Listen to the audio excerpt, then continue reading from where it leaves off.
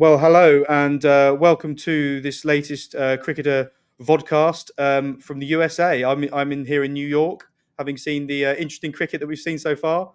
Um, and Erik Petersen is well known as one of the best known American cricket fans out there, certainly on Twitter anyway. And we had him on a few weeks ago, and we're delighted to come back to him after these these historic results for the USA early in this T20 World Cup. And a reminder that you can subscribe to the cricketer.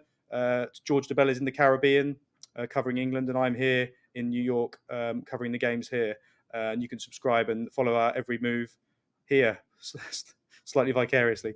So, Erik, how do you feel? The dust has settled on that amazing game yesterday against Pakistan. What are your overriding emotions? It was unreal. One of the strangest things for me was that people I know here who think of me as the cricket guy were reaching out to ask me what had happened because they'd heard something about a cricket match that the U.S. had won. It's very hard for cricket to kind of punch through the cloud of kind of traditional sport here, and it absolutely did yesterday. And why not? It was one of the most incredible cricket matches I've ever seen. I mean, it went back and forth. With about 10 minutes left, I thought, well, they made a heck of an effort, and oh well, they're going to come up a little bit short. It and shows what I know, and I think a lot of people were feeling that way. But it was remarkable. It was absolutely remarkable. I suppose one interesting thing about that is, we go to such lengths to explain the game to the uninitiated, whether they're American or not, and then a super over pops up and you have to explain it all over again. But I remember one of the first cricket matches I ever went to, and I'm trying to read everything on the scoreboard, and I see the little bit on the corner for Duckworth Lewis, and I asked my buddy, "Hey, what's that?" And he's just like, "No, you're not ready for that yet." No, so yeah, it was slightly more complicated game than we might have hoped, but we'll take it. We'll take it. yeah, and what were your feelings going into the super over? I mean, did you give US a chance there? You know, I did, just because by that point they had played so well already. That said, I think there was a lot of feeling. I know kind of what I was feeling was that, this is a seasoned Pakistan team. We know the things they don't do well, but they've been here before. They're on this big stage that they're used to playing on, and the United States isn't. So I was kind of going into it looking that way, just thinking, you know what, this has been a tremendous game for the U.S. no matter what happens right now. And then, I think sometimes it's the team that doesn't know how hard the big stage is supposed to be that does better on it. Absolutely, and obviously the opening game at Dallas went really well as well for the US. I mean, Canada looked like they had it in the bag, and Jeremy Gordon's over obviously went for 33.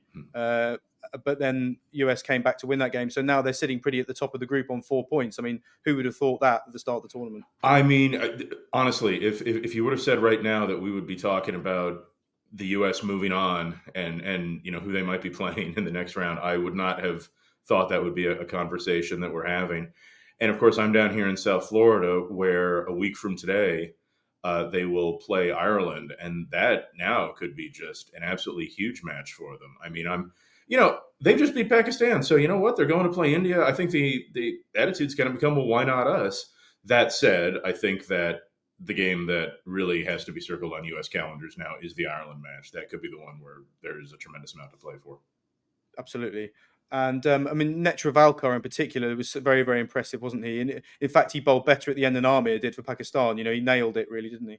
Yeah, and again, I think what's funny is that, okay, if you would talk to a U.S. cricket fan who said, "I absolutely saw them beating Pakistan," check your wallet, or see how long they've been at the bar.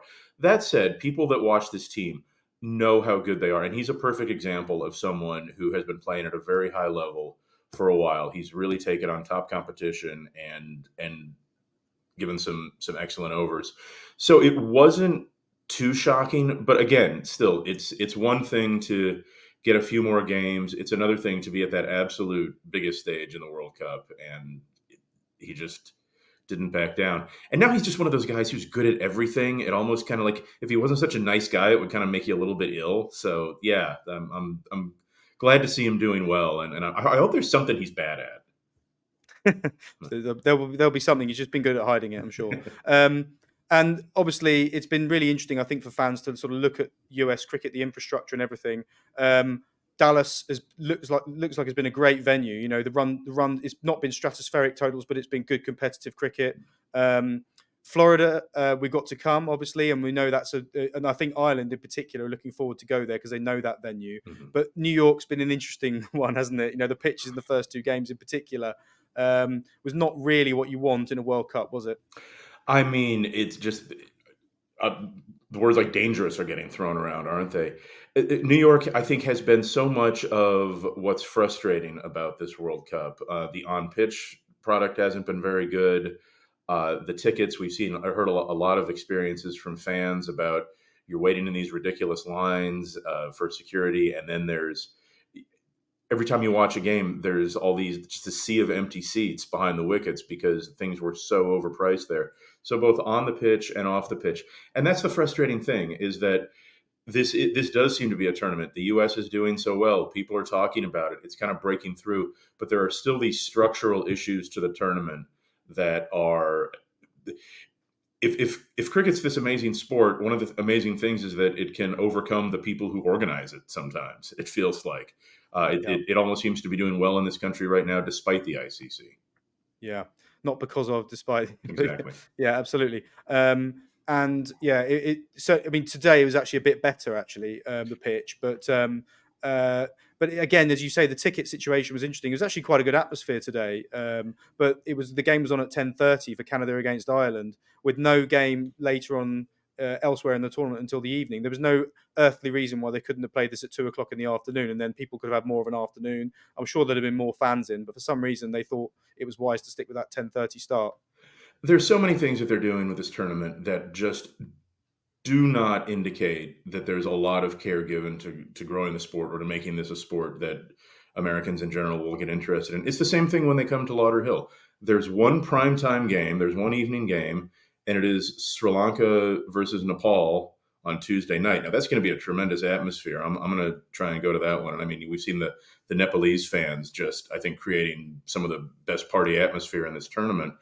But the United States versus Ireland on a Friday, and it's 10:30 a.m. on a Friday. I know. I mean, I'm going around. I'm like a 19th century Victorian vicar in the East trying to convert people. Except it's cricket instead of me carrying around a Bible. I've got my little copy of the Cricketer, obviously.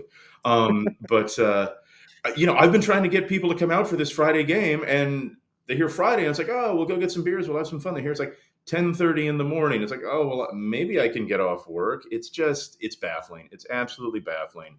It's extremely frustrating. We've already got a problem, and this isn't entirely the fault of the ICC, but with the fact that all cricket here is shown on a subscription platform on television. So, I was hearing people yesterday comparing the Pakistan match to when the United States beat Colombia in the 1994 World Cup, or even the 1980 Miracle on Ice in the Winter Olympics when the U.S. beat the Soviet Union. And the difference between this and that is that anybody who didn't care about the sport could flip around on their TV and find the match and watch it. And here, there's just so many structural difficulties in the way of people enjoying the cricket, and the ICC seems intent on throwing up even more of them. Yeah, it certainly seems complex. That's for sure. In terms of getting into it. Did you catch the plucky Canadians today? I caught a bit of the plucky Canadians. It's interesting. Well, here in South Florida, it's going to be a wild time because the Cricket World Cup is happening at the same time that our Florida Panthers are in the Stanley Cup final against a Canadian team. So it'll be an interesting time in South Florida for U.S. Canadian relations. But yeah, I did catch him. I think again, most North American fans know. I think probably what many fans around the world don't know. They're an excellent team. They can go far as well. The U.S. needed to play their absolute A game to beat them. So, no, I want to see all the North American teams doing well. I think that will help with providing legitimacy for what we're trying to do here. And funnily enough, they share your opinion because I asked a couple of them at the end of the game, Junaid Siddiqui and Aaron Johnson. They said they were cheering for USA. on the game. Obviously, not in the game against Canada, Right. because that would be against various ICC rules. But no, they were cheering for them against Pakistan. So I think there's a sense that they both know that this a few more good performances can have that breakthrough with people. I mean, and for instance, today on the taxi on the way in to the ground today, I don't always take a taxi, but sometimes. Ooh, fancy. The taxi driver said, "Oh, USA beat Pakistan." So even he said, "Who knew we even play cricket?" So even that moment, has resonated, I think, with people. I mean, I cannot stress enough that my mother asked me about this game, and that's, I think, the first time that I've ever unsolicited had a question from my mother about the game of cricket. So if that doesn't tell you what a level this made it through, that's it right there. And one thing I was going to ask you, actually, I was speaking to someone from Major League Cricket the other day, and he said that June, July is seen as they see that as the prime period for cricket to run that tournament, but for specific reasons that they think it works in terms of school holidays and everything and other sports. Can you explain what's going on in the US at that time of year, and why do you think cricket might have a decent sort of chance of taking off at that point? I think that's a great time of year. That's so. For example, my daughter, who's 13, her last day of school is Monday, and then she's on summer holiday through about mid-August, and that's the way it works around most of the country. So that's the biggest block of school children being off. It's when you've just had the end of kind of the 9 month sports, so the NBA championships and the Stanley Cup finals have just happened. In terms of men's sports, you've now got into the part of the summer where you've just got baseball. Yeah, the weather's good in most of the country. I mean, August now, that's when you get those 109-degree days in Dallas and things like that.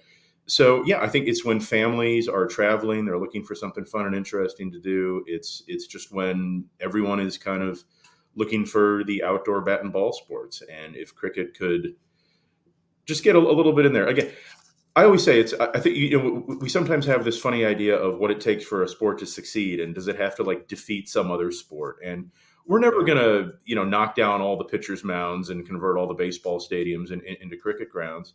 But in June and July, when people are outside looking to spend a lot of disposable income, if there's one other thing that people could do, um, Major League Soccer, which is not a perfect comparison, did it several decades ago, and I think it can be done again. And on that note, that seems a good time to finish. Thank you very much for your time, Erik. I hope you enjoy your games at Lauderhill as this sort of cavalcade moves on to Florida before heading down to the West Indies. And let's hope for some more upsets from the US and Canada. The American juggernaut rolling on. Thank you, James.